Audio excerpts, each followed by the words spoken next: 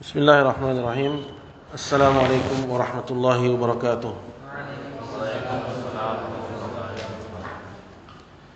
Innal hamdalillah nahmaduhu ta'ala wa nasta'inuhu wa nastaghfiruh wa na'udzu billahi min shururi anfusina wa min sayyiati a'malina. May yahdihillahu fala mudilla lahu wa may yudlilhu fala hadiya lahu. أشهد أن لا إله إلا الله وحده لا شريك له وأشهد أن محمدا عبده ورسوله يا أيها الذين آمنوا اتقوا الله حق تقاته ولا تموتن إلا وأنتم مسلمون أما بعد. Ibu-ibu sekalian, para ikhwah dan juga santri yang dimuliakan oleh Allah Subhanahu wa taala. Pertama-tama marilah kita manjatkan puji syukur kita kehadirat Allah Jalla wa Ala. Salawat serta salam semoga senantiasa tercurah kepada junjungan kita Nabi besar Muhammad sallallahu alaihi wasallam. Begitu juga kepada keluarga beliau dan para sahabatnya dan orang-orang yang tetap setia mengikuti ajarannya dimanapun dan sampai kapanpun berada. Pada kesempatan di malam hari ini, alhamdulillah kita dapat kembali bertatap muka dalam majelis yang mulia ini, yaitu majelis pembacaan kitab Minhajul Muslim karya Imam atau Asy-Syaikh Abu Bakar Al-Jazairi rahimahullahu taala. Dan pembahasan kita dari kitab yang bermanfaat ini, kita masih pada pembahasan seputar keimanan kepada Allah, di mana keimanan kepada Allah itu mencakup keimanan terhadap keberadaannya. Ini yang disebut dengan keimanan kepada wujudullah. Kemudian yang kedua adalah beriman kepada rububiyahnya. Dan yang ketiga, yang terakhir kita ambil kemarin adalah keimanan terhadap uluhiyahnya. Dan masing-masing dari ketiga perkara ini telah disebutkan dalil-dalilnya, baik dalil as-sam'i yaitu dari Al-Qur'an, begitu juga dalil al-aqli yaitu dalil sesuai dengan akal yang sehat dan nalar yang hidup. Dan kita akan masuk kepada poin yang keempat, dan ini poin yang terakhir dari keimanan kepada Allah Subhanahu wa ta'ala, yaitu beriman dengan nama-nama Allah Subhanahu wa ta'ala dan juga dengan sifat-sifatnya. Berkata penulis Al-Faslur Rabi', pasal yang keempat adalah al-imanu bi asma'ihi ta'ala wa sifatihi, keimanan kepada nama-nama Allah dan juga sifat-sifat Allah Subhanahu wa ta'ala. Jadi Allah Subhanahu wa ta'ala, Rabb kita Jalla Jalaluhu, Dia adalah zat yang memiliki nama, dan namanya banyak dan tidak terhingga. Dan juga di samping itu namanya juga mengandung sifat, yaitu nama-nama yang indah yang kita kenal dengan Asmaul Husna. Dan al-husna artinya adalah balighatun fil husni ghayatuha, yaitu pada puncak keindahannya. Adapun sifat yaitu sifat-sifat Allah Subhanahu wa taala yang tinggi, yaitu yang maha sempurna, yang tidak serupa dengan satupun dari makhluknya. Nah, persoalan tentang nama dan sifat ini Allah Subhanahu wa taala sebutkan dalam Al-Qur'an pada banyak ayat. Dan sudah menjadi suatu yang logis seorang beribadah kepada zat yang dia memiliki nama. Memiliki nama yang tinggi, nama-nama yang mulia, nama-nama yang indah, dan juga sifat-sifat yang tinggi, sifat-sifat keagungan. Karena menjadi tuntutan dasar saat seorang memanggil Rabbnya, pasti dia panggil namanya. Itu batasan minimal. Dia panggil Rabbnya dengan namanya. Misalnya yang kita kenal dia menyandang nama Allah, maka seorang memanggil Rabbnya dengan panggilan ya Allah. Artinya bahwa Allah Azza wa Jalla memiliki nama ini suatu yang logis, suatu hal yang lumrah. Namun Allah Jalla wa'ala tidak memiliki hanya satu nama, melainkan nama-nama Allah Subhanahu wa ta'ala itu ada banyak, dan tidak ada seorang pun dari hambanya yang bisa meliputnya. Allah Subhanahu wa ta'ala namanya tiada terhingga. Berkata penulis, qala yu'minul muslim bima lillahi ta'ala min asma'ihi al-husna. Seorang muslim beriman dengan nama-nama husna yang dimiliki oleh Allah Subhanahu wa taala. Jadi Asmaul Husna dan Sifatul Ula. Asmaul Husna dan Sifatul Ula. Nama-nama yang husna dan sifat-sifat yang al-ula. Husna artinya balighatun fil husni ghayatuha, sampai kepada puncak keindahan. Al-ula artinya maha tinggi. Yuminul muslim bima lillahi ta'ala min asma'in husna wa sifatin ulia wala yusyriku ghairahu ta'ala fiha. Seorang muslim mengimani nama-nama yang Allah miliki berupa nama-nama yang husna dan juga sifat-sifat yang tinggi. La yusyriku ghairahu. Seorang muslim tidak menyamakan selain Allah dengan Allah Subhanahu wa taala pada nama-nama dan sifatnya. Tidak boleh dia menyekutukan Allah pada nama-nama dan sifatnya. Ya, bagaimana menyekutukan Allah pada nama-nama dan sifatnya? Seperti menamakan selain Allah dengan nama Allah. Ya, menamakan misalnya anaknya disebut, ya, siapa nama anaknya? Namanya Rabbul Alamin misalnya. Ini enggak boleh. Ya. Atau siapa namanya? Namanya ya Ar-Rahman. Ini enggak boleh. Anak kamu siapa namanya? Dia kasih namanya Allah. Enggak boleh. Ya, itu dalam hal penamaan.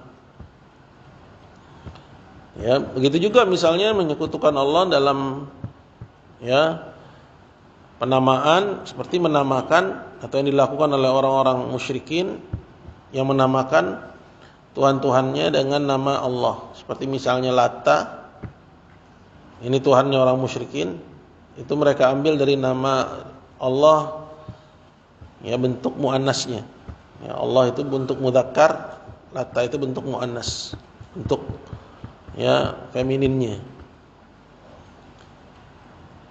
Kemudian ya Uzza itu diambil dari nama Allah Al-Aziz. Ya, Uzza itu bentuk femininnya. Begitu juga Al-Manat yang diambil dari nama Allah Al-Mannan. Diambil bentuk femininnya jadi Al-Manat. Ini juga termasuk menyekutukan Allah Subhanahu wa taala dan penyimpangan ilhad pada nama-nama Allah Subhanahu wa taala. Ya. Jadi enggak boleh seorang hamba itu menyekutukan Allah tidak pada wujudnya, tidak juga pada rububiyahnya, pada uluhiyahnya, dan juga pada nama-nama dan sifat-sifatnya. Ya. Wala yusyriku ghairahu ta'ala fiha.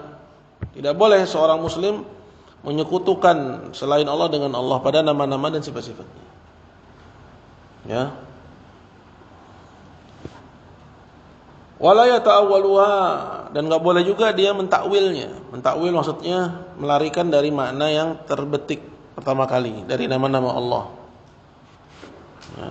Mentakwil maksudnya melarikan dari makna zahirnya.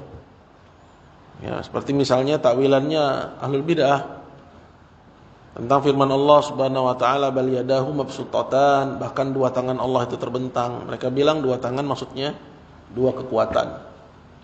Wa jaa rabbuk, dan Rabbmu datang. Mereka bilang yang datang bukan Allah tapi yang datang perintahnya. Yanzilu Rabbuna, Rabb kami turun. Ya, mereka bilang yang turun bukan Allah, yang turun adalah perintahnya. Ya, ini takwil. Ya. Qala fa yu'attiluha, sehingga mentakwilnya lantas menolaknya. Jadi ada yang mentakwil, ada juga yang mentaktil. Ini istilah-istilah baru ya, mungkin bagi ibu-ibu dan juga bagi teman-teman di sini. Ya, sebagian ya kelas 7, kelas 8 itu belum banyak belajar tentang masalah ini. Ya, ini kelas 8 udah ya. Kelas 8 udah mulai tahu ya istilah-istilah itu ya. Fa yu'attiluha, sehingga dari mentakwil akhirnya mereka mentaktil. Taktil itu penolakan. Ya, karena ahlul bid'ah dalam masalah asma wa sifat itu tidak langsung mentaktil, melainkan sebelumnya mereka mentakwil terlebih dahulu. Ya, jadi mereka bilang, oh ini nama atau sifat ini ada pada makhluk. Ya. Maka harus ditakwil, dilarikan maknanya dari zahirnya. Ya. Nah, itu termasuk taktil, tahrif termasuk taktil, penyelewengan makna itu termasuk penolakan terhadap makna yang sahih. Ya. Karena mereka yang mengatakan dua tangan artinya adalah dua kekuatan, dia mentaktil makna yang sahih, dia menolak makna yang sahih. Kemudian menetapkan makna yang batil. Tahrif. Ada yang taktilnya, penolakannya itu murni tanpa menetapkan makna yang lain, yang keluar dari makna yang sahih. Ya, seperti mengatakan Allah enggak punya nama, Allah enggak punya sifat. Karena penetapan terhadap nama-nama bagi Allah dan sifat-sifat bagi Allah, kata mereka ini menuntut tashbih, berarti menyerupakan Allah dengan makhluk. Sehingga mereka nafikan itu. Seperti misalnya mereka menafikan sifat rahmat dari Allah Subhanahu wa taala. Rahmat itu kasih sayang. Nah, mereka pahami bahwa yang namanya kasih sayang itu muyul, kecondongan. Ya, dan ini menandakan akan kelemahan. Sedangkan Allah Subhanahu wa taala kata mereka maha sempurna, enggak mungkin. Ya, kelemahan ini dari akalnya dia sebenarnya. Dia mengatakan bahwa rahmat itu adalah ya kecondongan yang menunjukkan akan kelemahan. Ya, kasih sayang pada makhluk demikian memang kecondongan, ya, adanya kelemahan. Ya, seperti misalnya seorang yang kasihan, ya, pada musuhnya, sehingga karena dia kasihan akhirnya dia lihat oleh musuhnya itu sebagai kelemahan, akhirnya musuhnya mengambil kesempatan untuk mengalahkan dia. Ya, dari situ mereka mengatakan bahwa kasih sayang itu kelemahan. Maka enggak layak Allah Subhanahu wa taala disebut pengasih penyayang. Ya, maka mereka tetapkan sifat iradah. Mereka bilang ini maksudnya rahmat bukan kasih sayang tapi iradatul in'am. Keinginan untuk memberi nikmat, keinginan untuk memberi pahala. Ya, sehingga mereka menafikan, menolak tuh. Nah, ini seorang muslim enggak boleh seperti itu. Ya. Wala yushabbihu bi sifatil muhdatsin. Dan tidak boleh juga ya menyerupakannya dengan sifat-sifat makhluk. Artinya itsbat bila tashbih. Ya, seorang muslim itu menetapkan apa yang Allah tetapkan dari nama-nama dan sifat. Ya, tapi tetap enggak boleh tashbih. Ya, enggak boleh menyerupakannya. Ya. Jadi menetapkan nama-nama Allah tanpa menyerupakannya dengan makhluknya. Menetapkan sifat-sifat bagi Allah tanpa menyerupakannya dengan makhluknya. Nah, menyerupakannya dengan makhluk ini termasuk ya kesyirikan juga. Ya, seperti mengatakan tangan Allah seperti tangan kami, penglihatan Allah seperti penglihatan kami. Ya. Seperti itu. Ya. Atau misalnya mata Allah seperti mata kami. Ya, Ahlussunnah menetapkan annalillahi ainan, bahwa Allah Subhanahu wa taala memiliki dua mata. Ini mungkin berat ya bagi sebagian untuk menerimanya, tapi ya sabar dulu gitu. Inilah akidah kita. Allah Azza wa Jalla sebut dalam Al-Qur'an, ya, tajri bi ayunina jazaa'an liman kana kufir. Perahunya Nuh itu berlayar bi ayunina, dalam pandangan kami. Maksudnya dalam pengawasan kami, ma'ithbatil ainain lillah, sertai dengan menetapkan dua mata bagi Allah. Berdasarkan hadis tentang Dajjal. Ya, di mana Nabi sallallahu alaihi wasallam mengatakan inna rabbakum laisa bi'awar. Ya, innahu a'waru 'ainil yumna. Sesungguhnya Rabb kalian itu tidak picek, tapi Dajjal itu picek mata kanannya. Ini menunjukkan bahwa ya annalillahi 'ainan. Wajib bagi kita menetapkan itu. Ya, tapi enggak boleh kita mengatakan mata Allah seperti mata kita. Itu enggak boleh. Jadi itsbat bila tashbih, menetapkan tapi enggak boleh menyerupakan. Ya. Tanzih bila ta'til, mensucikan Allah tapi juga enggak boleh menolak. Ya, karena orang-orang yang mentashbih, ya, orang-orang yang mentahrif, mohon maaf, yang mentakwil, yang melarikan ya nusus dari nama-nama dan sifat Allah Subhanahu wa taala kepada makna yang mereka mau, seperti misalnya tangan, kata mereka itu bukan tangan tapi artinya ya kekuatan. Ya, itu tujuannya tanzih, ingin mensucikan Allah dari sifat makhluk. Tapi malah jatuh kepada takwil, tahrif. Ya, penyelewengan. Jadi itsbat bila tamtsil. Penetapan tanpa tamtsil. Ya. Tanzih bila ta'til. Pensucian tanpa ya penolakan. Jadi Ahlussunnah menetapkan ya dan juga mensucikan. Ya, menetapkan tanpa mentasbih, ya menyerupakan Allah dengan makhluknya. Ya, mensucikan tanpa mentaktil, tanpa menolakan. Wala yushabbihu bi sifatil muhdatsin. Seorang muslim tidak menyerupakan sifat-sifat Allah dengan sifat-sifat makhluk. Fayukayyifuha atau yumathiluha, sehingga dia mentakyif. Ini takyif. Ya. Jadi dalam akidah Ahlussunnah pada pembahasan tentang nama-nama dan sifat Allah ada 4 yang harus dihindari. Ada berapa yang harus dihindari? 4. Yang pertama adalah tahrif. Yang kedua adalah ta'til. Yang ketiga adalah ya apa? Hah? Yang pertama adalah tahrif. Kemudian yang kedua adalah ta'til. Yang ketiga apa? Takyif. Yang keempat apa? Tashbih. Tashbih atau tamtsil. Saya ulangi ya, ini kita akan bahas ini. Karena bahasan tentang ini ya ini basic. Ya, jadi kita pembasican. Ya, anak kelas 8 udah belajar ya. Kita wasitiyah yang pertama. Yang pertama adalah tahrif. Apa itu tahrif artinya? Tahrif artinya al-mail. Al-mailu biha amma ya ja'a bih. Ya, mail itu artinya berpaling. Ya, dari zahirnya, dari yang ya tertulis. Ya. Contoh misalnya tadi, ya Allah Subhanahu wa taala mengatakan wajaa rabbuk wal malaku saffan saffa, dan Rabbmu datang. Ya, dan malaikat berbaris-baris. Ini peristiwa kapan? Ya, nanti ketika hari kiamat. Ya, yauma tashaqqaqus samaa'u bil ghamam. Ketika langit Allah belah dan keluarlah bersamaannya asap putih. Wa nuzzilal malaikatu tanzila, dan diturunkan ketika itu malaikat ya dengan berbondong-bondong. Turun ya ke dunia ya untuk faslul qada bainal ibad. Untuk ya pengadilan ya di antara hamba-hambanya. Jadi kita diadili. Ya, diadili tentang hukukullah, hak Allah yang kita telantarkan. Ya, begitu juga hak sesama. Ya. Sampai antar hewan pun juga diadili. La tu'addunnal huquqa ila ahliha.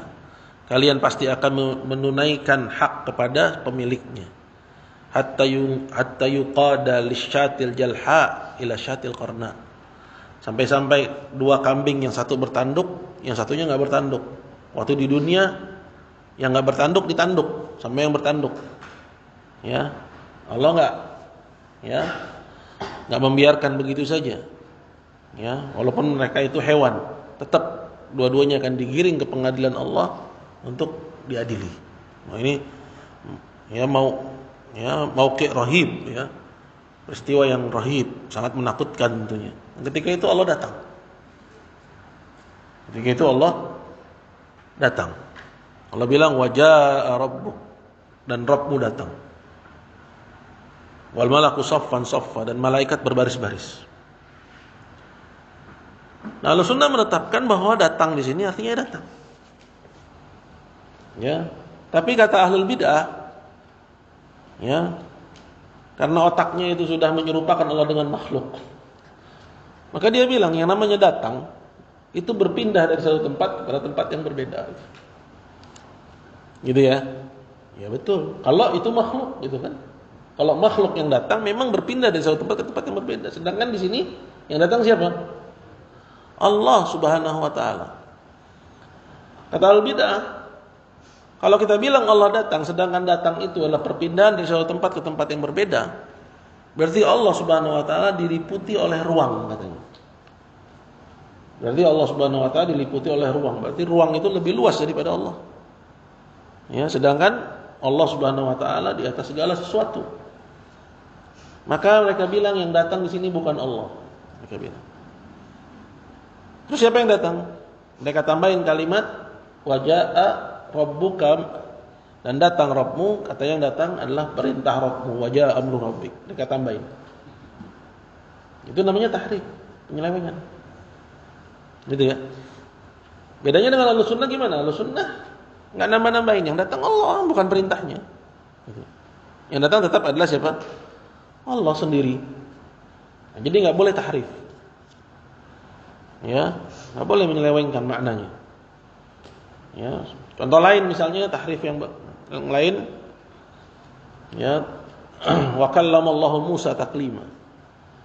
Dan Allah berbicara kepada Musa. Di sini fa'ilnya, ya, subjeknya itu Allah, Allah yang bicara. Ya, objeknya Musa. Tapi karena mereka ingin mensucikan Allah, ini tetap alasannya adalah tanzih. Jadi sekedar alasan niat yang baik bukan berarti perbuatannya baik. Wa kam min muridin lil khairi lam yusibuh. Berapa banyak orang yang menginginkan kebaikan enggak dapat. Ya. Mereka bilang kalau kita tetapkan Allah berkata-kata, sedangkan makhluk berkata-kata, berarti Allah serupa dengan makhluk. Maka ini harus ditolak. Ya, gimana nolaknya? Kalau nolak terang-terangan, Allah enggak berkata-kata, ya, jelas kafirnya. Tapi nolaknya mereka dengan cara memberi makna yang keluar dari zahirnya. Mereka bilang wa kallamallahu Musa, ya, di sini mereka bilang subjeknya Musa, objeknya Allah. Jadi mereka bilang wa kallamallaha. Dia bilang Allah itu sebagai objek. Dia posisikan Allah sebagai maf'ul bih, sebagai objek. Subjeknya Musa, bukan Allah yang berkata-kata. Mereka begitu. Untuk menafikan sifat kalam dari Allah. Itu akal-akalannya ahlul bid'ah. Ya. Nah, sedangkan Ahlussunnah menetapkan Allah berkata-kata. Dan enggak ada masalah pada penetapan Allah berkata-kata. Karena enggak mesti kesamaan nama berarti kesamaan sifat. Iya enggak?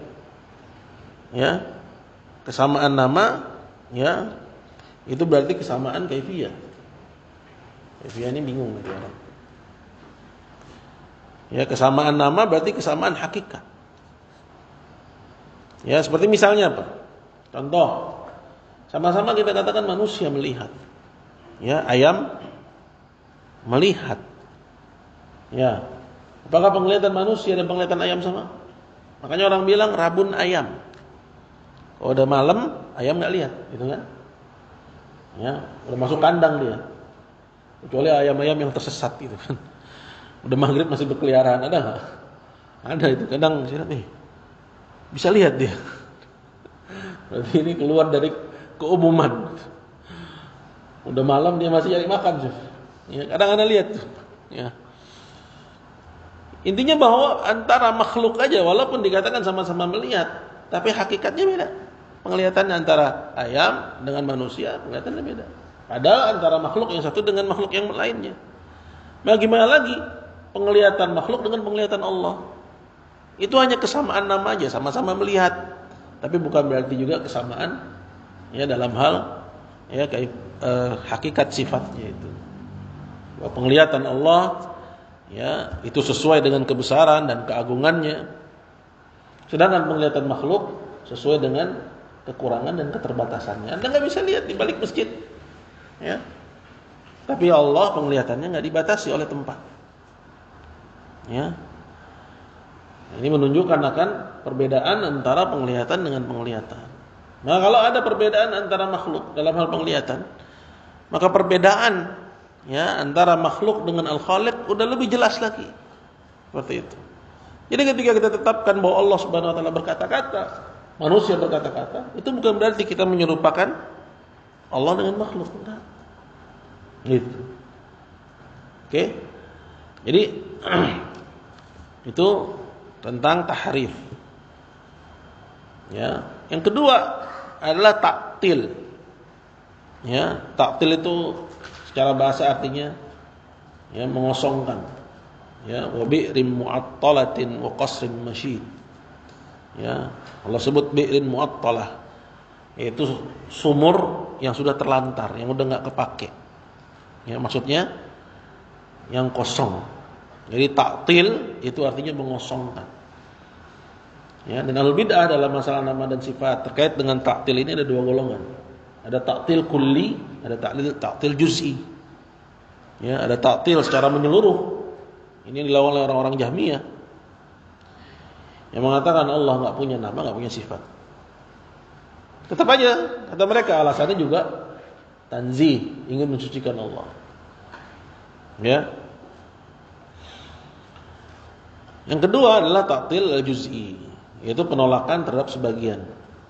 Ya, jadi menetapkan sebagian menurut akal, ya, dan menolak sebagian yang tidak didukung oleh akal, kata mereka. Ini yang disebut dengan taktil al-juz'i. Jadi kalau Allah Subhanahu wa taala bilang, ya, bahwa namanya Ar-Rahman, dia bilang, ya, Ar-Rahman, Allah enggak punya nama Ar-Rahman. Nama Allah Ar-Rahim, dia bilang Allah enggak punya nama Ar-Rahim. Nama dia misalnya Al-Ghafur, Al-Wadud, dia bilang Allah enggak punya nama Al-Ghafur, enggak punya nama Al-Wadud. Gitu. Itu penolakan terhadap nama. Penolakan terhadap sifat, misalnya Ar-Rahman, terkandung dalamnya sifat rahmat. Mereka bilang Allah enggak punya sifat rahmat. Ya, Allah enggak punya sifat maghfirah. Allah enggak punya sifat izzah. Ya.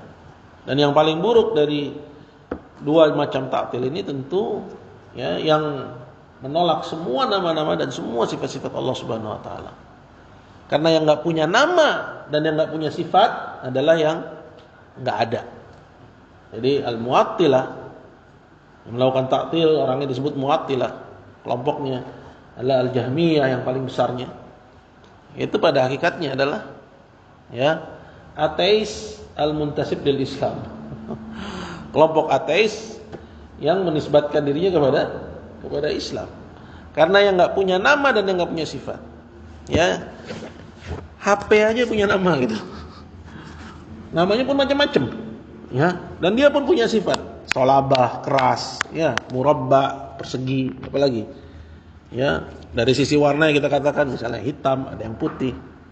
Ya. HP yang dibuat manusia punya nama, punya sifat. Lebih dari satu. Ya, nama dan lebih dari satu sifat. Ya. Sedangkan yang enggak punya nama dan yang enggak punya sifat itu berarti yang tidak ada. Disebut dengan taktil. Ya. Dan yang ketiga yaitu takyif. Ya, takyif ini yaitu isbat ya kaifiyatus sifat. Ya, penetapan ya bagaimananya sifat. Ya, menetapkan bagaimananya ya ya bentuk. Ya, kaifiyah itu maksudnya bentuknya sifat. Ya, sifat itu punya bentuk. Cuman Allah enggak kasih tahu kepada kita bagaimana datangnya dia, ya, bagaimana turunnya dia. Tapi Allah itu punya kaifiyah, punya bentuk. Ya, datangnya bagaimana, turunnya bagaimana, tangannya bagaimana, itu ada. Bentuknya ada. Cuman dia nggak kasih tahu kepada kita, maka menetapkannya nggak boleh. Ya, menetapkannya nggak boleh. Jadi kita hanya menetapkan makna. Dan yang terakhir adalah tasbih. Tasbih disebut juga dengan tamtsil, yaitu menyerupakan ya sifat Allah dengan sifat makhluknya, seperti mengatakan tangan Allah seperti tangan kami, datangnya Allah seperti datangnya kami, turunnya Allah seperti turunnya kami. Ya, itu empat hal yang perlu diwaspadai. Ya, secara ringkas. Wala yushbihuha bisifatil muhdatsin. Dan tidak boleh seorang muslim menyerupakan sifat-sifat Allah dengan sifat-sifat makhluk. Wa yukayyifuha, sehingga dia menetapkan bentuknya. Ya, karena tasbih itu sekaligus juga takyif. Ya. Ketika orang bilang tangan Allah seperti tangan saya, itu tasbih. Penyerupaan tangan Allah dengan tangan makhluk. Itu juga sekaligus takyif. Kenapa? Karena dia tetapkan ya bentuk dari sifat itu. Bahwa bentuk sifat tangan Allah seperti tangan dia. Jadi tasbih itu ya komplit. Dia mencakup juga takyif. Adapun takyif belum tentu tasbih. Seperti misalnya orang yang membayangkan tangan Allah di benaknya, suatu bentuk yang enggak ada, ya, contohnya. Ini enggak boleh. Ya, karena itu termasuk bentuk takyif. Ya, atau dia bayangkan Allah misalnya. Ini enggak boleh. Allah itu dia bayangkan di benaknya, ya, suatu bentuk tertentu yang enggak ada di alam yang pernah dia lihat, ya, dalam pandangannya. Boleh enggak seorang membayangkan itu? Enggak boleh. Ya. Atau menggambarkannya, akhirnya dia gambar, dia lukis tuh apa yang dia bayangkan. Itu termasuk bentuk takyif.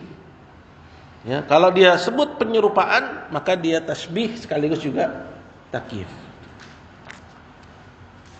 Ya, ini 4 hal yang wajib dihindari dalam keimanan terhadap nama-nama dan sifat-sifat Allah Subhanahu wa taala. Yukayyifu wa yumathiluha, sehingga dia ya menetapkan bagaimananya sifat Allah atau menyerupakannya. Maksudnya menyerupakannya dengan makhluknya. Wadzalika muhal, dan yang demikian ini adalah hakikatnya suatu yang mustahil dilakukan oleh makhluk. Ya. Fa wa inna ma yuthbitu lillahi ta'ala ma athbatahu li nafsihi. Ya, kenapa disebut mustahil? Ya, karena enggak ada yang pernah melihat Allah Subhanahu wa taala. Ya. Karena enggak ada yang pernah melihat Allah Subhanahu wa taala, maka ilmunya hanya di sisi Allah. Ya, ilmunya hanya di sisi Allah Subhanahu wa taala. Maka seorang muslim hanya boleh menetapkan bagi Allah taala apa yang dia tetapkan bagi dirinya dan ditetapkan oleh Rasulnya dari nama-nama dan sifat, wa yanfi anhu ta'ala ma nafahu an nafsi, dan juga menafikan dari Allah. Menafikan maksudnya meniadakan dari Allah apa-apa yang dia tiadakan dari sifat-sifat ya dari dirinya. Jadi ada sifat namanya sifat mutsbatah yang Allah tetapkan, dan ada juga sifat manfiyah yang Allah Azza wa Jalla nafikan. Apa yang Allah tetapkan wajib bagi kita untuk kita tetapkan dalam bentuk yang paling sempurna. Ya, seperti misalnya ya Allah Maha melihat, kita tetapkan ya penglihatan Allah dalam bentuk yang paling sempurna. Makanya artinya maha gitu, diartikan maha. Ya. Atau Allah Subhanahu wa taala mendengar, maka wajib bagi kita tetapkan sifat pendengaran bagi Allah dalam bentuk yang paling sempurna. Makanya diartikan dengan maha mendengar, gitu ya. Jadi apa yang Allah tetapkan wajib bagi seorang muslim untuk menetapkan. Dan apa yang Allah nafikan dari sifat-sifat, seperti misalnya sifat apa yang Allah nafikan? La ta'khudhu sinatun wala naum. Allah tidak disentuh dengan kantuk dan tidak pula tidur. Ini dinafikan dari Allah. Ya, artinya semua sifat yang Allah tetapkan itu pasti sifat kesempurnaan. Dan semua sifat ya yang Allah nafikan itu sifat aib dan kekurangan. Ya. Sifat aib dan kekurangan. Ya, kecuali apa? As-sina wan naum, tidur. Ya bagi Allah kekurangan, tapi bagi manusia kalau nggak tidur-tidur, nah, sempurna atau kurang? Jadi kurang. Jadi semua yang sempurna pada makhluk, Allah lebih layak untuk menyandangnya. Ya, kecuali seperti misalnya tidur. Ya, tidur sempurna bagi makhluk. Paham enggak? Tapi ya, itu aib dan celah bagi Allah Subhanahu wa taala. Makanya Allah nafikan. Apalagi punya anak. Punya anak sempurna atau kurang? Sempurna bagi makhluk, tapi bagi Allah sifat kekurangan, makanya dinafikan.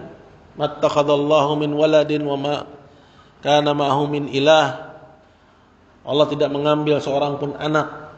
Ya, enggak ada bersama dengan dirinya ilah yang lain. Gitu ya. Jadi semua yang sempurna bagi makhluk, Allah lebih berhak untuk menyandangnya. Ya, kecuali hal-hal yang dikecualikan.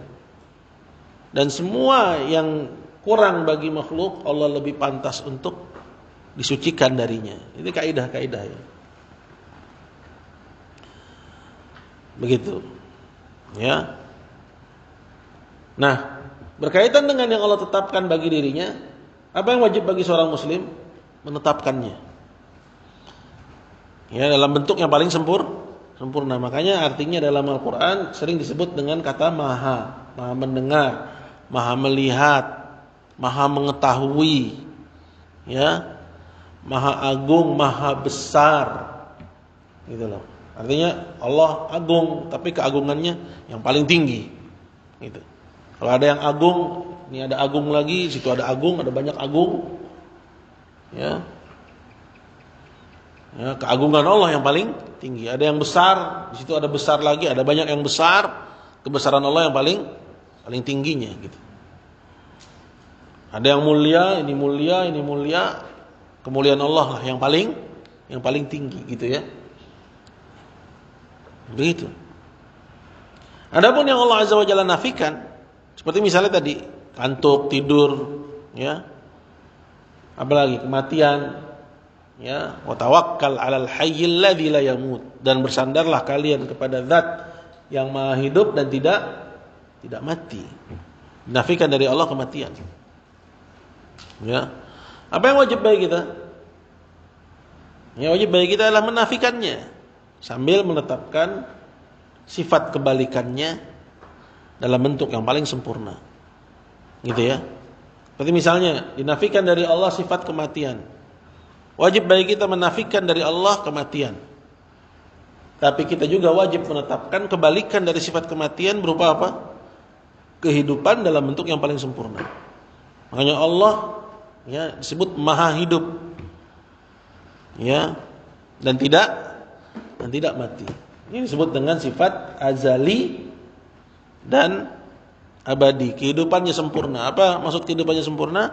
Kehidupannya tidak didahului dengan adam. Tidak didahului dengan ketiadaan. Ya, beda sama makhluk. Ya, kamu ada enggak sekarang? Sekarang ada. Tahun berapa adanya? Kamu tahun berapa mulai adanya? Kamu lahir tahun berapa? Ya dia lupa. 2012. Berarti 2011 belum ada kan? Belum ada. Tapi Allah Subhanahu wa taala tidak didahului dengan adam, tidak didahului dengan ketiadaan. Ya. Wala yasbiquhu zawal. Dan adanya Allah enggak disentuh dengan kebinasaan.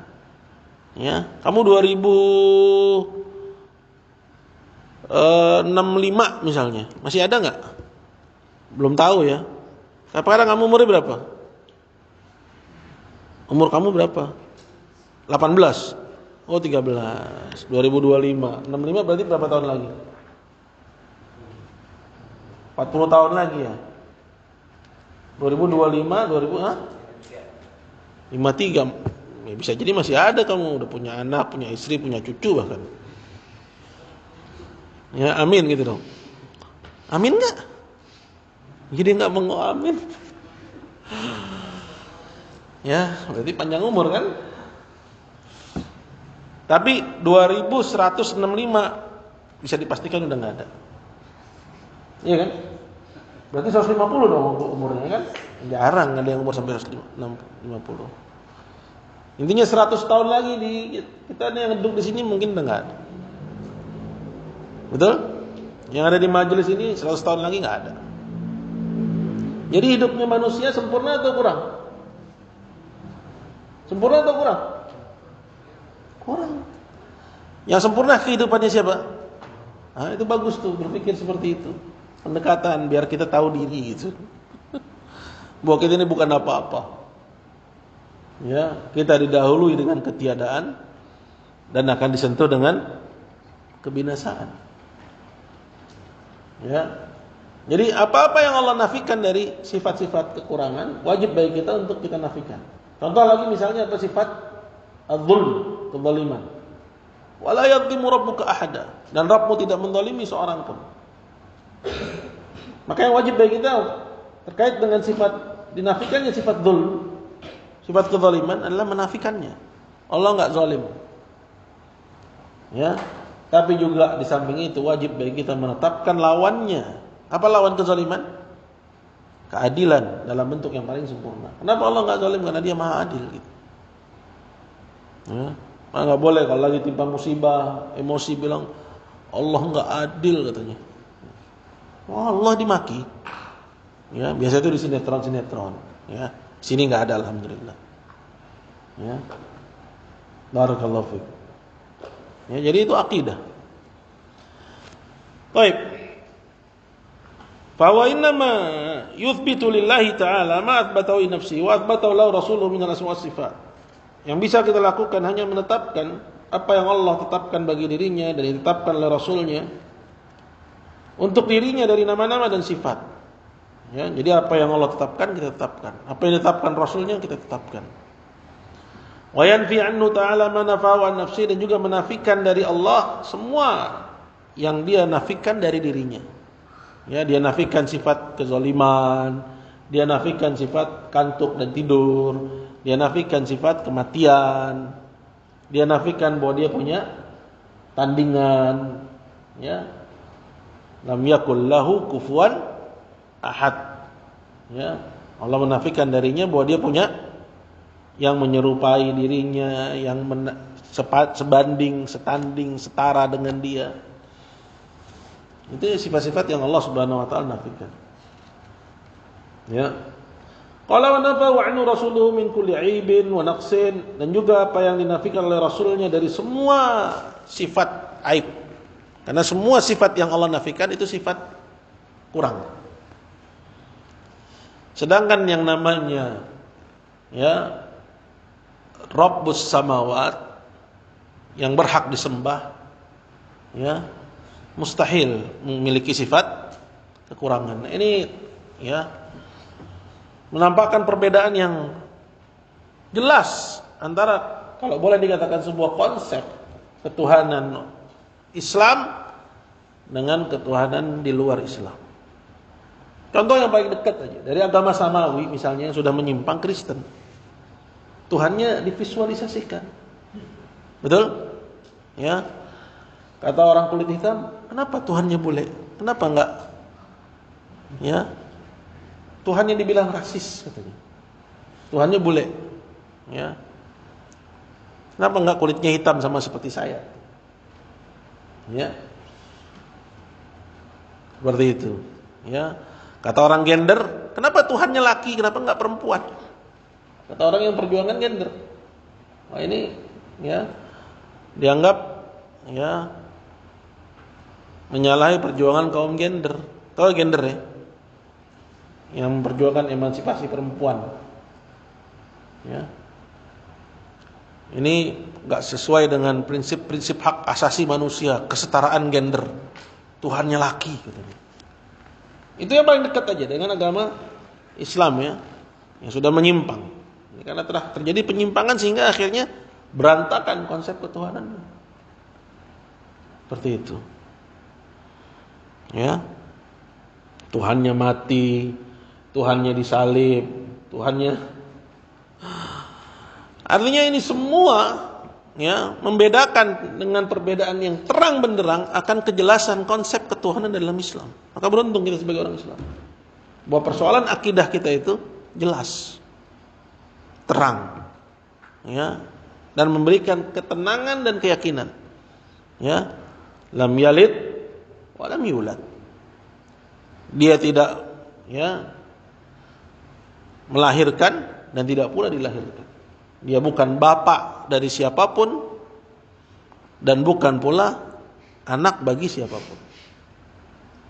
Sebagai bantahan kepada konsep ketuhanannya orang Kristen.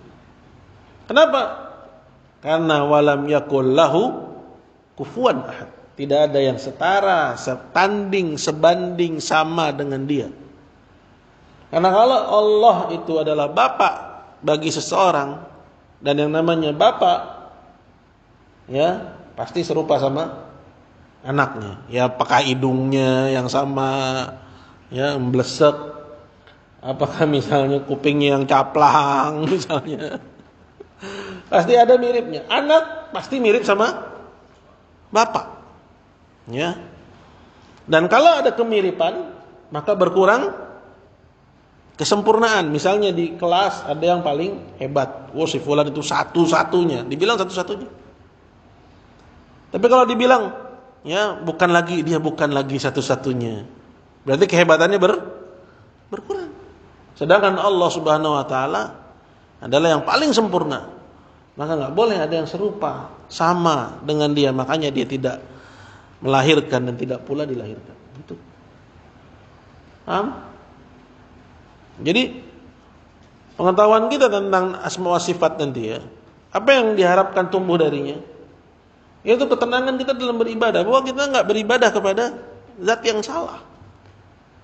Kemudian kita beribadah kepada zat yang maha sempurna dari segala macam sisi. Yang kesempurnaannya bahkan di luar batas nalar manusia. Yang kita ketahui hanya sebatas apa yang dia kabarkan dalam Quran. Seperti misalnya walillahil asmaul husna fad'uuhu biha, milik Allah lah nama-nama yang husna. Kemudian disebutkan dalam hadis kata Nabi, inna lillahi tis'atan wa tis'ina asman, Allah punya 99 nama. Tapi bukan cuma 99. Ada lebih dari 99 nama. Cuman yang kita tahu cuma 99. Yang kalau kita amalkan aja kata Nabi sallallahu alaihi wasallam, masuk surga. Man hafidhaha dakhala al-jannah.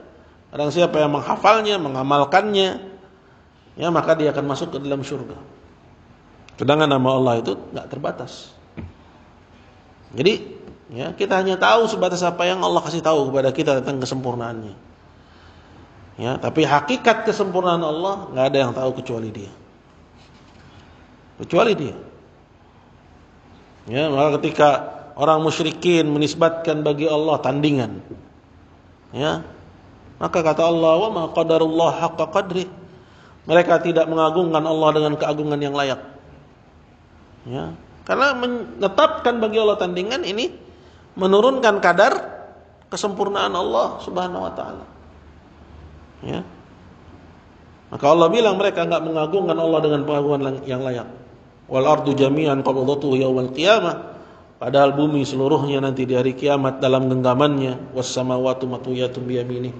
Dan langit dalam lipatan Allah. Allah lipat dengan tangan kanannya. Saking dahsyatnya Allah Rabb kita Jalla wa Ala. Cuman manusia enggak sampai ke sana. Karena hanya diberitakan sesuai dengan apa yang Allah kasih tahu aja dalam Quran maupun dalam hadis.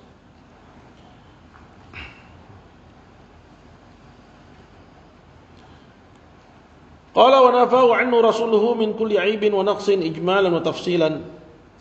Jadi kita hanya bisa menetapkan apa yang Allah tetapkan atau Rasulnya tetapkan, atau menafikan apa yang Allah nafikan atau Rasulnya nafikan. Yang Allah tetapkan yang merupakan sifat-sifat kesempurnaan, dan yang Allah nafikan itu merupakan sifat aib dan kekurangan. Dalam bentuk mujmal secara global maupun secara terperinci. Wa dzalika lil adillati naqliyah wal aqliyah al atiyah. Dan yang demikian itu berdasarkan dalil-dalil naqli, Ya, itu dalil naqli maksudnya yang dinukil dari Quran. Wal aqliyah, dan juga dari dalil-dalil akli, itu yang sesuai dengan nalar, akal yang sehat. Al-adillatul naqliyah yang pertama, dalil naqli yang pertama adalah firman Allah yang ada dalam surat Al-A'raf. Berkata penulis, qala ikhbaru ta'ala bi nafsi an asma'i wa sifatih. Allah sendiri yang telah mengabarkan tentang nama-nama dan sifatnya. Jadi enggak boleh tuh ngasih nama Allah dengan nama dari kita. Ya. Kita bilang misalnya biasa orang bilang big boss katanya. Lah enggak boleh menyebut Allah dengan nama dari kita sendiri, enggak boleh. Allah enggak pernah namakan dirinya dengan nama itu. Ya. Seperti itu. Tapi kalau kita bilang yang di atas boleh. Ya, tapi bukan dalam bentuk nama. Min babil ikhbar. Pemberitaan, pengkhabaran. Karena itu bukan namanya. Tapi kalau namanya Al-Ali, yang maha tinggi. Ya, bahwa dia ada di ketinggian, maha tinggi keagungannya dan maha tinggi kebesarannya. Gitu. Tapi enggak boleh sembarangan kita. Ya, seperti apa lagi misalnya? Ya, menamakan Allah dengan ya nama yang dibuat-buat oleh manusia. Seperti misalnya yang dibuat-buat oleh orang-orang Kristen. Dia namakan Allah dengan Tuhan Bapa. Ya, Father. Ya, Father katanya. Dia panggil Allah Azza wa Jalla dengan Bapa. Ya. Atau dengan apa lagi misalnya? Nah, siapa yang tahu? Dengan dewa, ya, walaupun sebenarnya ya mungkin yang dimaksud, ya kalau saya berpendapat yang dimaksud dengan dewa itu ya bukan Allah, ya, karena sebagian orang mengatakan bahwa semua agama ini menyeru Tuhan yang sama katanya, cuman dengan bahasa yang berbeda. Lah ini nggak benar, ya. Benar, semua agama menyeru Tuhan yang sama. Ya. Cuman beda-beda ya bahasanya. Orang Islam bilang Allah, orang Kristen bilang Bapa, orang Yahudi punya panggilan sendiri, orang Hindu Buddha punya panggilan yang berbeda.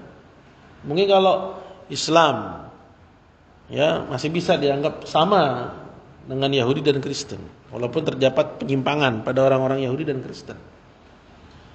Tapi kalau orang-orang Hindu Buddha, apakah mereka menyuruh Allah Tuhan yang sama dengan bahasa yang berbeda? Kemungkinan besar tidak. Ya, ini antum pelajari lagi tuh. Ya, karena orang-orang yang ngebela konsep ketuhanan yang Maha Esa yang ada dalam Pancasila, mereka selalu membahasakan seperti itu. Bahwa pasal ini mewakili semua agama. Bahwa semua agama menyeru Tuhan yang sama dengan nama yang berbeda-beda. Lah. Orang Hindu Buddha menyeru Tuhan Siwa. Ya. Apakah itu Allah Subhanahu wa taala? Apakah itu Tuhan yang sama dengan yang disembah oleh orang-orang Islam? Nah, jelas beda. Ya. Jelas berbeda. Ini konsep yang enggak bisa kita terima begitu saja. Ya. Baik.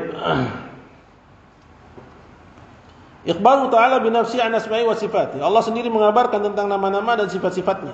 Idz qala ta'ala, yaitu ketika dia berfirman, walillahil asmaul husna fad'uuhu biha, dan milik Allah lah nama-nama yang husna, maka panggillah dia dengannya. Kayak di antara sebab dikabulkannya doa, berdoa dengan asmaul husna. Gimana cara berdoa dengan asmaul husna? Bisa dengan dua cara. Tapi kalau yang kita maksud adalah doa adalah permintaan, ya, yaitu dengan memanggil Allah pakai namanya yang sesuai dengan permintaan. Misalnya anda minta rizki, maka panggil Allah dengan namanya yang maha memberi rizki. Ya Razzaq, panggil. Urzuqni. Ya. Anda minta ampunan, maka panggil Allah dengan namanya yang maha memberi ampun. Panggil dia dengan nama Ya Tawwab, tub alaina. Ya kan? Kan banyak itu di masjid-masjid kan.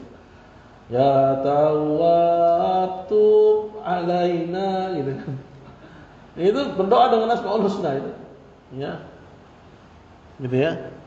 Seperti misalnya ya Muhaiminu ya Salam ya. Salimna wal muslimin ya. Ya Salam itu salam di antara nama Allah. Salimna, selamatkanlah kami dan juga kaum muslimin. Itu. Jadi sampai situ tuh benar tuh. Ya. Jadi mesti waspada juga karena selanjutnya itu ada yang keliru. Karena dia bilang bin nabi khairil anam wa bi ummil mu'minin itu minta dengan jah. Situnya keliru di situnya. Ya. Tapi kalau ya muhaiminu ya salam salim wal muslimin itu masih benar. Jadi antum mesti waspada itu dengan yang apa yang beredar di masyarakat kita, enggak semuanya.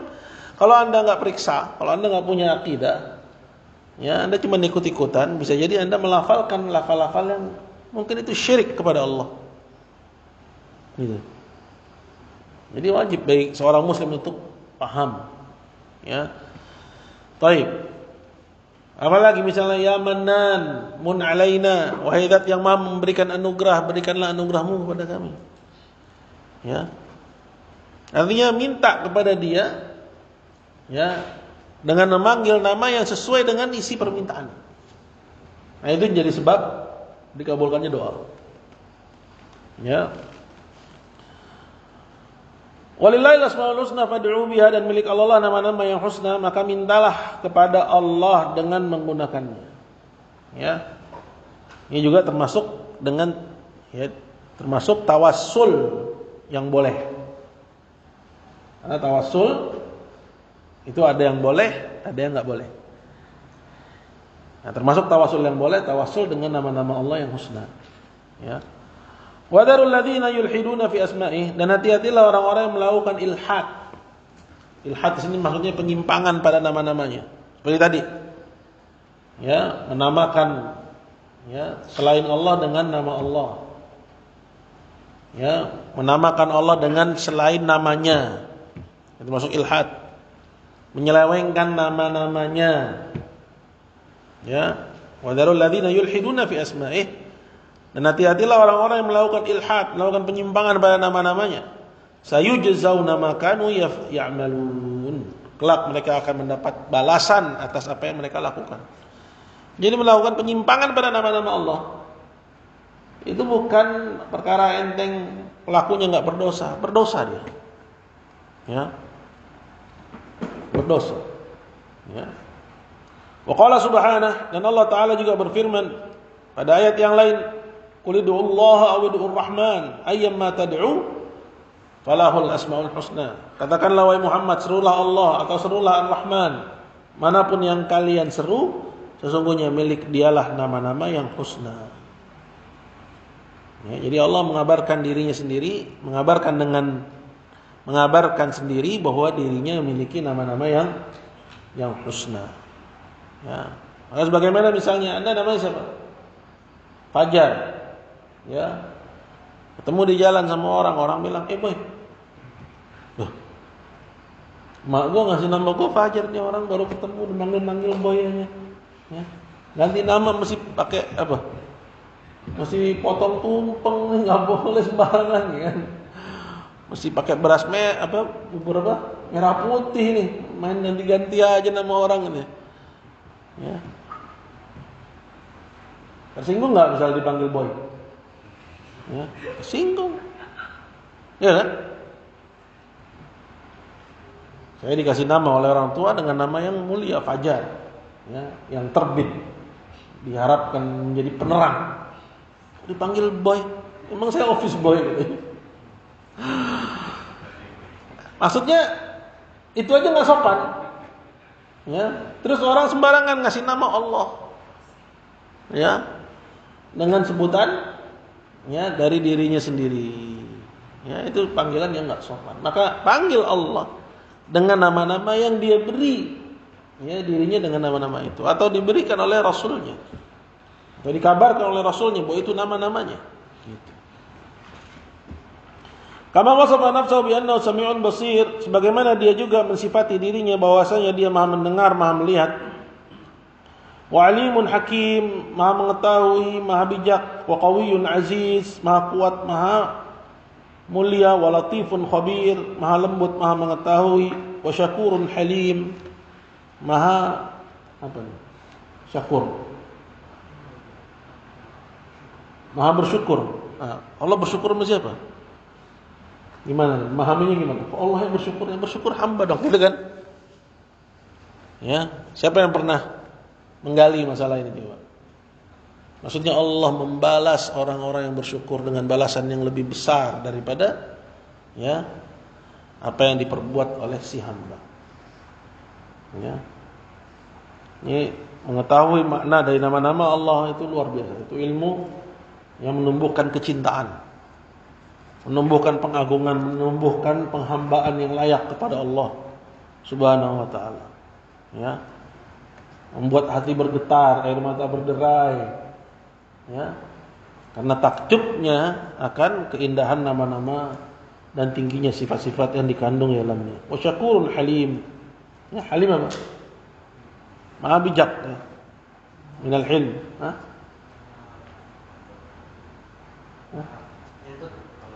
Diterjemahkan banyak penyantun. Apa ya? Halim itu kan dari hilm. Ya. Hah? Lembut lah, bukan latif, lembut. Taib wa ghafurun rahim, maha pengampun, maha penyayang. Wa annahu kallama Musa takliman, dan bahasanya dia mengajak bicara Musa. Wa annahu istawa ala arsyih, dan bahasanya dia beristiwa di atas arsy-Nya. Wa annahu khalaqa biyadayhi, dan bahasanya dia menciptakan dengan kedua tangannya. Dia menetapkan bahwa Allah punya tangan. Wa annahu yuhibbul muhsinin, dan bahasanya Allah mencintai. Ya. Allah itu mencintai dan dia dicintai. Mencintai orang-orang yang berbuat ihsan, wa radiya 'anil mu'minin, dan ridha kepada orang-orang yang beriman. Ya, ridha lawannya as-sukht. Artinya Allah enggak marah, enggak murka, enggak benci. Ila ghairi dzalika min as-sifat adz-dzatiyyah wal fi'liyah, dan yang lain sebagainya dari sifat-sifat dzatiyah dan fi'liyah, sifat yang ada pada zat. Sifat fi'liyah itu sifat perbuatan. Nanti kita bahas ini ya, pembagian tentang sifat-sifat Allah. Kamajihi ta'ala, sifat fi'liyah, sifat perbuatan seperti datangnya Allah Ta'ala, wa nuzulihi, dan turunnya Allah, wa ityanihi. Ya. Maji dan ityan itu sama-sama datang. Mimma anzalahu fi kitabih, dari yang Allah terangkan dalam kitabnya, wa nataqa bihi rasuluh, dan juga dijelaskan oleh rasulnya. Nah,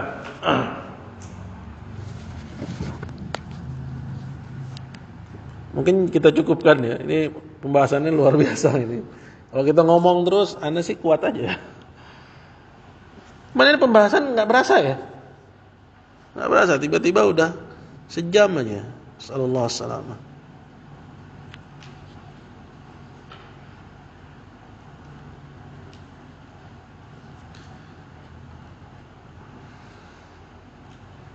Taib, jika ada pertanyaan, saya persilahkan. Masya Allah, alhamdulillah Ustaz telah menyampaikan sebagian materi dari nama dan sifat-sifat Allah ini. Jazakumullah khairan Ustaz, barakallahu. Amin. Teman-teman, ada yang mau bertanya langsung kepada Ustaz? Kami persilahkan. Ya, boleh yang terkait dengan pembahasan atau di luar pembahasan juga boleh. Baik, jazakallah khairan Ustaz. Tafadhali yang sudah bisa raise hand atau bisa juga menuliskan di kolom chat.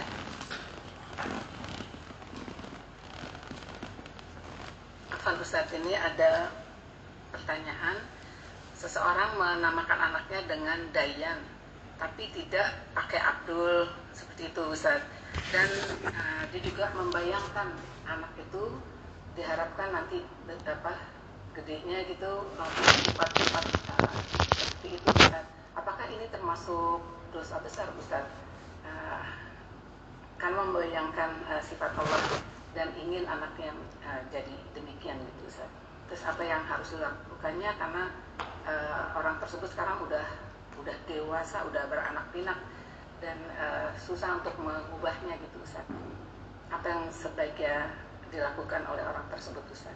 Barakallahu fikum wa jazakallahu khairan Ustaz. Amin wa yakum. Baik. Tentang nama Ad-Dayyan. Yang pertama, apakah dia termasuk dari nama-nama Allah Subhanahu wa taala? Ya. Sebentar.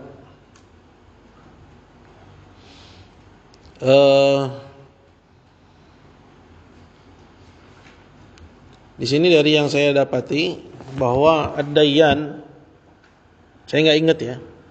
Mungkin ada yang ingat nggak santri di sini? Ayat yang menunjukkan bahwa Ad-Dayyan min asma'illah. Bahwa Dayyan itu termasuk dari nama-nama Allah.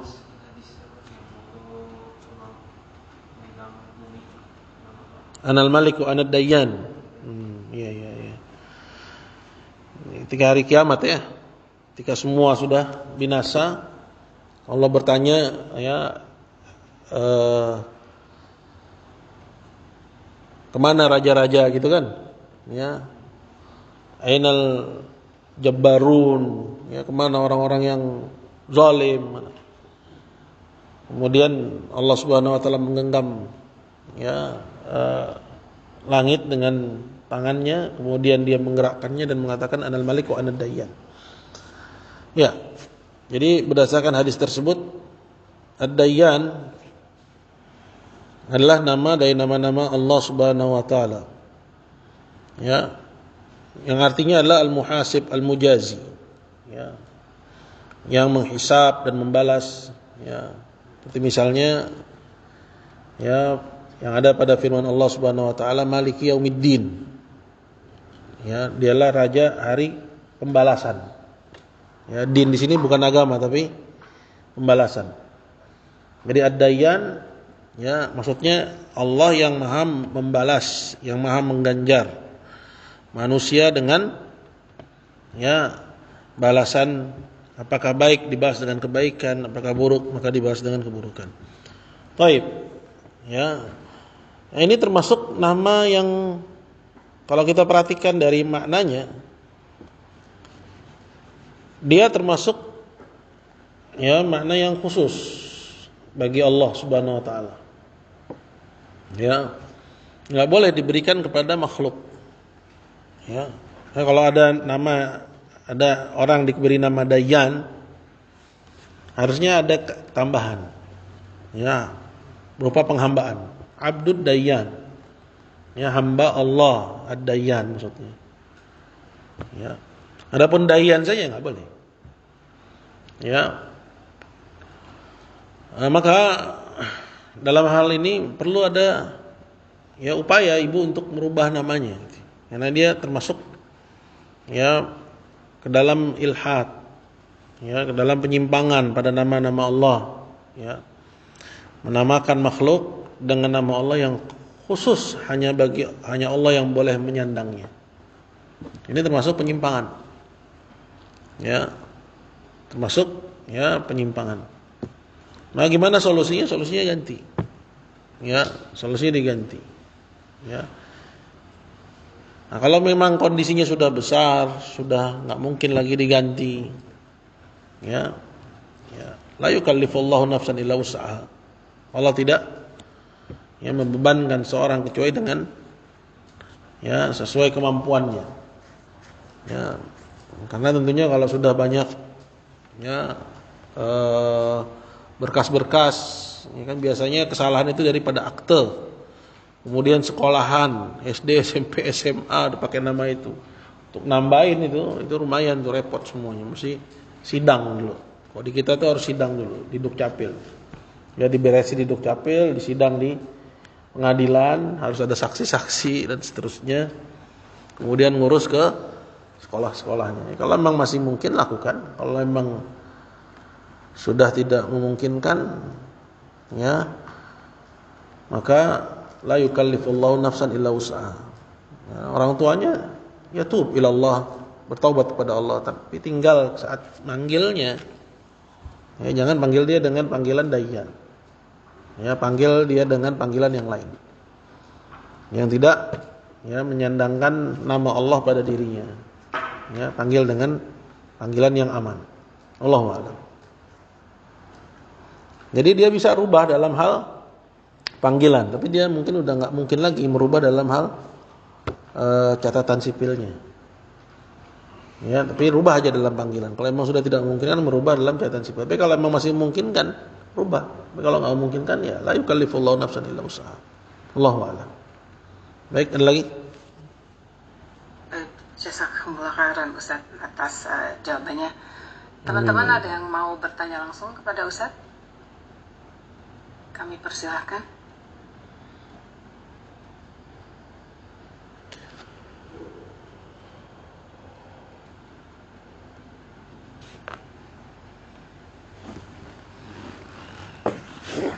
Ya, aku Ustaz tadi kelanjutan dari pertanyaan pertama itu Ustaz, apakah dengan mentakwilkannya gitu ya sifat-sifat itu mungkin waktu itu yang memberi nama orang tuanya tidak sadar bahwa itu nggak boleh gitu Ustaz, tapi orang tuanya sudah meninggal. Nah, jadi ya si anak aja sekarang mohon ampunan untuk orang tuanya gitu Ustaz, karena sudah memberikan dia nama Dayan. Dayan. Iya, orang Sulawesi, Dayan. Kedengarannya bagus, keren, gagah gitu Ustaz ya, tapi ternyata salah besar gitu. Dayan. Tapi apa memang maksudnya itu nama Allah saat dia beri nama Dayan? Karena kadang kalau orang kita itu mungkin karena kan kalau dia kasih nama pakai bahasa Arab dia tulis Dayan, gitu kan. Tapi kalau pakai aksara Latin, ya dia tulis ya Dayan. Bisa jadi maknanya beda itu, kemungkinan beda. Ya, maksudnya mungkin nggak ada maksud menamakan anaknya dengan nama Allah Dayan, tapi sekedar ya memang nama yang biasa dipakai di masyarakat Sulawesi Dayan, misalnya, bukan ambil kepada Dayan nama Allah. Masih ada kemungkinan juga ke arah situ sebenarnya. Tapi coba kamu tulis pakai bahasa Arab nama kamu kayak mana? Ya dia tulis namanya Ad-Dayan kayak nama Allah. Oh berarti memang. Tapi kan yang jadi patokan aktenya gimana dia nulis tuh? Kan yang jelas aktenya saat dia tulis dengan aksara Latin kan. Biasanya ya Y-nya itu satu itu misalnya Dayan gitu kan.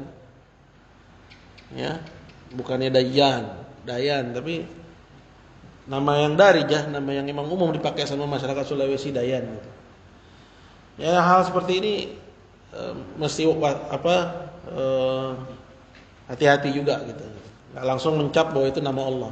Bisa jadi Dayan itu bukan nama Allah maksudnya dia. Allahu a'lam. Masih ada kemungkinan gitu, Bu. Jazakallah khairan Ustaz. Amin. Baik, ada lagi? Teman-teman ada yang mau langsung bertanya kepada Ustaz?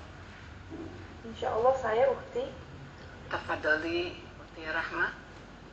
Assalamualaikum warahmatullahi wabarakatuh Ustaz. Waalaikumsalam warahmatullahi wabarakatuh. Ingin bertanya untuk nama wanita Khairun Nisa itu bagaimana Ustaz? Khairun Nisa, sebaik-baik wanita. Aduh. Ya memang ada larangan ya, wala tuzakku anfusakum. Ya, jangan kalian mensucikan diri kalian sendiri. Ya, nanti terlalu berat namanya itu Khairun Nisa. Ya Nisa, enggak apa-apa. Kalau Khairun Nisa nanti dia terbebani itu, punya terdampak beban psikologis nanti. Kalau dia tahu maknanya. Kata uminya, "Nak, nama kamu bagus, Nak." Ya, Khairun Nisa, sebaik-baik perempuan. Ya.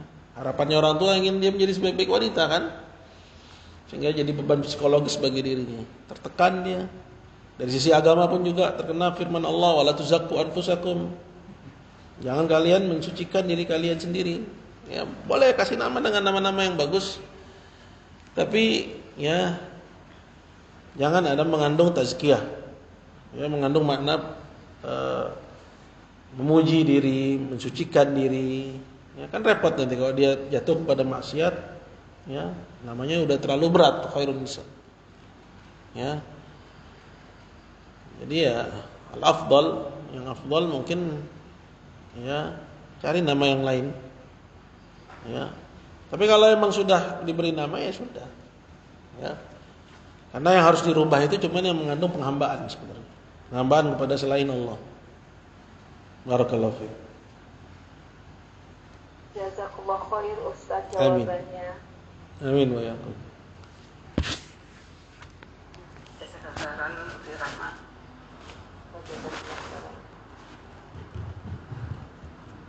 Baik, teman-teman ada lagi yang mau ditanyakan ke Ustaz? Atau mungkin santrinya Ustaz ada yang mau bertanya? Ya. Ada pertanyaan?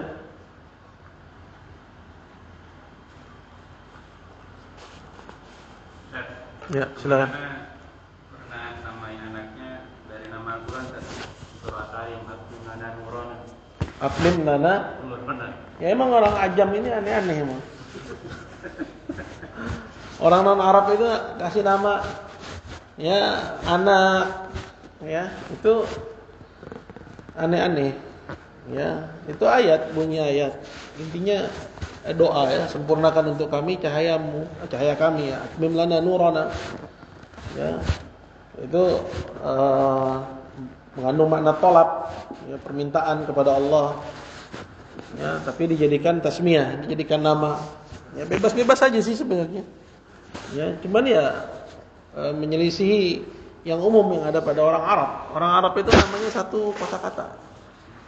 Ya, kalau orang ajam itu namanya ada yang 3 kosakata, ya.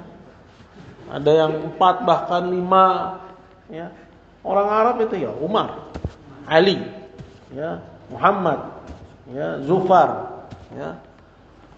Gitu. Kalau orang ajam itu enggak cukup 2 itu, bisa 3, ya. Ali Nurdin, ya, Mustaman. Nama dia Ali juga, Nurdin juga, Mustaman juga. Antum namanya siapa? Abu Hafsah. Satu kosakata. Ya orang Arab dia makanya kan. Antum? 2. Daud Muslim. Daud Muslim. Yang 3 siapa di sini? Kamu apa? Apa? Gibraltar, ya, martir, jihadi, bebas mau diborong semua bebas. Kalau di Capil emang 2 wajib sekarang.